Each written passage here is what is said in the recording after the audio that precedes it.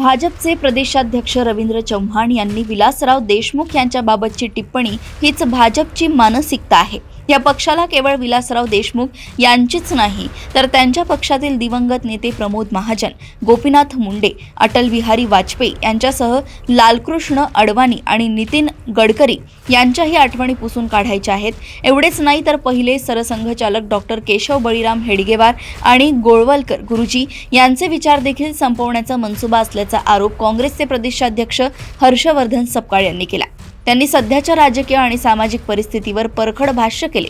यापुढे ज्या काही आठवणी राहणार त्या केवळ पंतप्रधान नरेंद्र मोदी आणि गृहमंत्री अमित शहा यांच्याच राहायला हव्यात असा प्रकार सुरू आहे। रेशीमबागमध्येही डॉक्टर हेडगेवारांच्या ठिकाणी नरेंद्र मोदी आणि त्यांचे पट्टे शिष्य म्हणून गोळवलकरांच्या ठिकाणी अमित शहा यांचा पुतळा बसवायचा आहे। यासाठी मुख्यमंत्री देवेंद्र फडणवीस हे हनुमानाच्या भूमिकेत राहून मदत करत असल्याचा दावा त्यांनी केलाय।